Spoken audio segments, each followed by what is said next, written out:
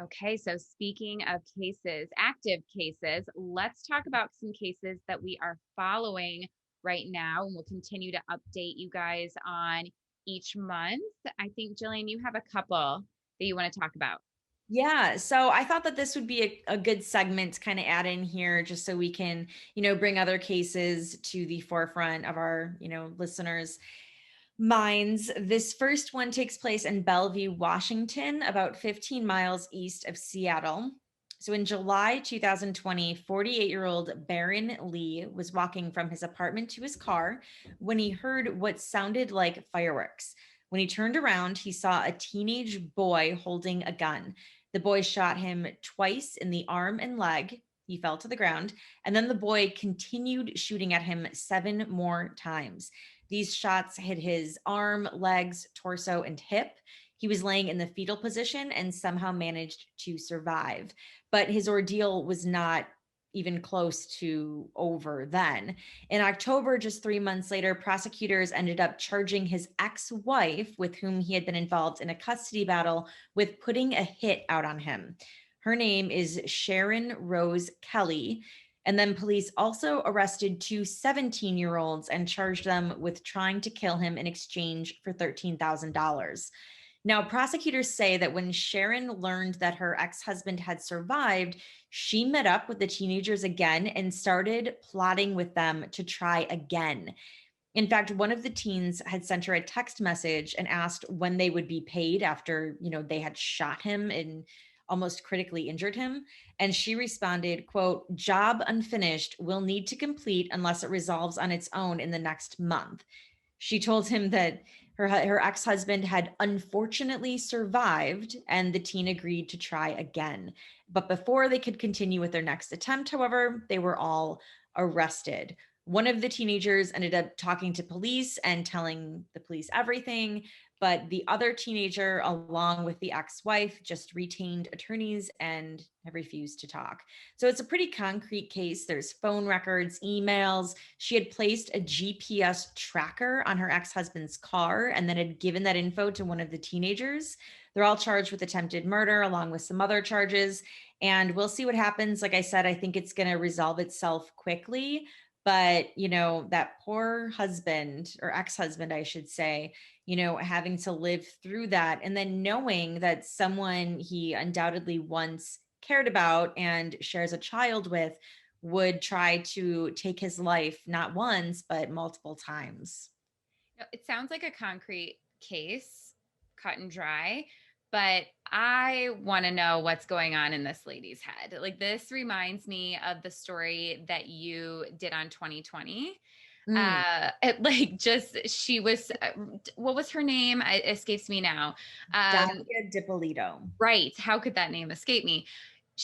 She was just an interesting character and very quotable in some of the things that she said. So I will be interested to hear what happens with this, because there's something sinister going on in this lady's mind.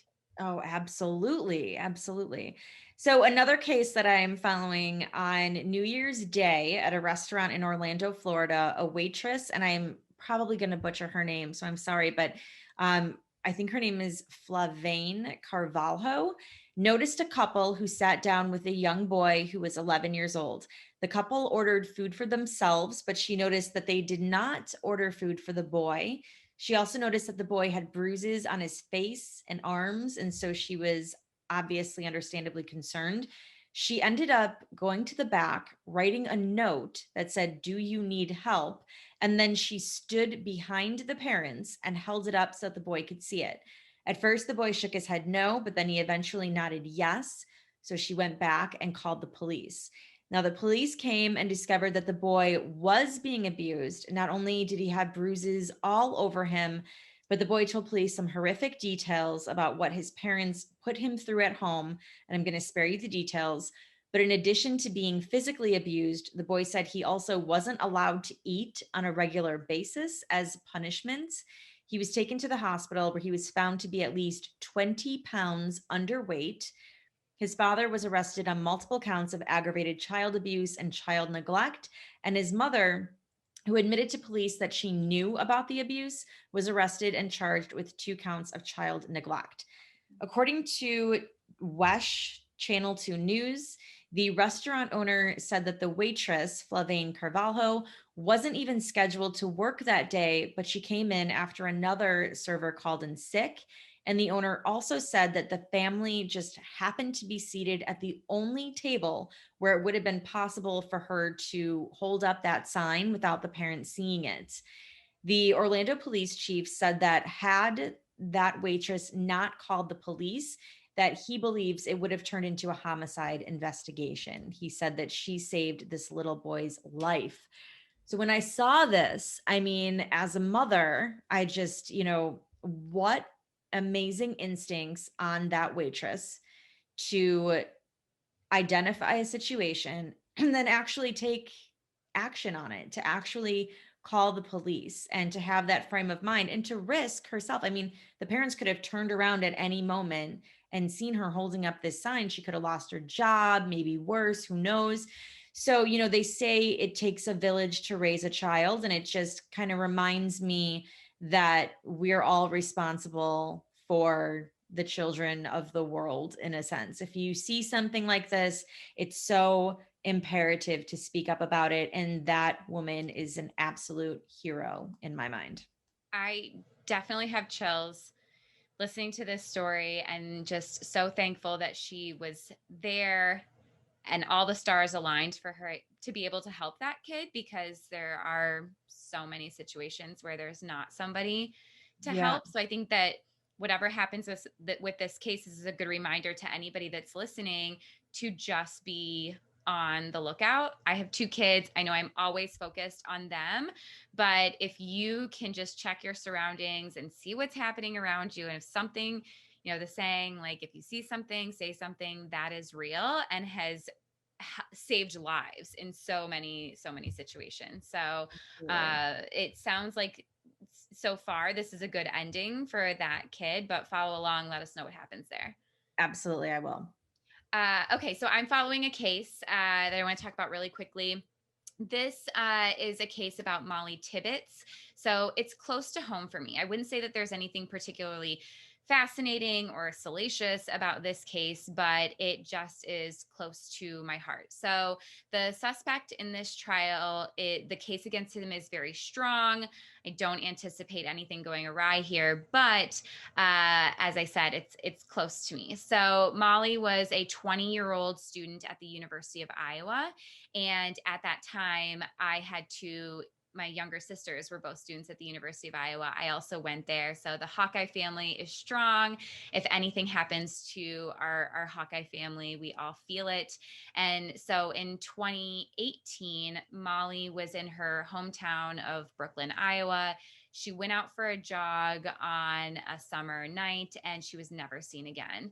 And she was missing for a month. And during that month that she was missing, there was a Facebook group that was created for her, and thousands of people were sending their thoughts and their well wishes and just praying for a safe return for her.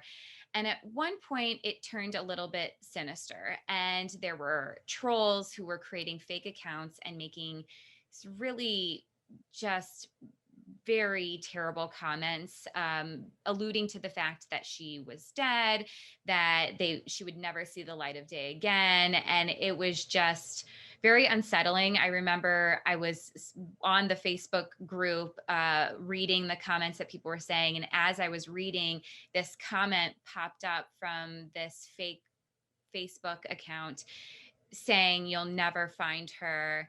And it just sent chills all through my whole body and made me feel so sick to my stomach. And I was thinking, oh my God, I hope that they delete this comment before her family sees. And it was just so gut wrenching for a whole month before she was ultimately found. Unfortunately, she had been stabbed.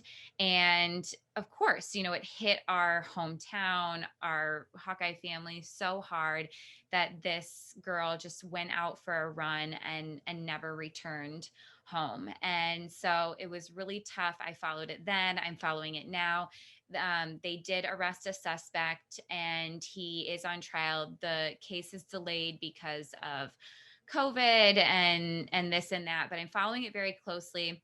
I did see that the defense had requested her bank statements, and this was denied. It just got me thinking, what are they trying to do here? What could they possibly want with her bank statements? The evidence against him, like I said, is pretty solid. He was on camera following her as she was running through her hometown. Just other forensic evidence that was found. So I don't know what they're trying to do there with getting her bank statement information, but ultimately that was denied. But I'll be interested to see where this goes, and excited for this case to come to a close, and the person who did this to be held accountable for their actions. So I will report on this Yeah. as things happen there. I remember hearing about it, but I admittedly don't know the details of the case. And that is not one that I'm following super closely. How awful that the family had to go through that. Their loved one is missing, and then to have people online trolling them and saying things like that. It's just horrible. You wonder what's going through somebody's mind. I don't think that the suspect is the person who was doing this. I think it was just really somebody sick that wanted to get some notoriety in this Facebook group.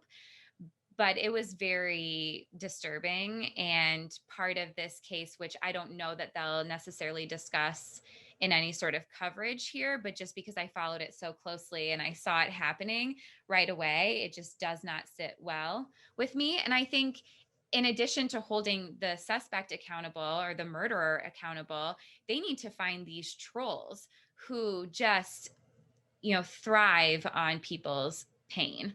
I think that at some point with social media and how much that plays into today's culture, there will be punishment for people who do things like this, because it is very harmful to the family and to just general public to make a mockery of somebody's pain. It was really, really hard.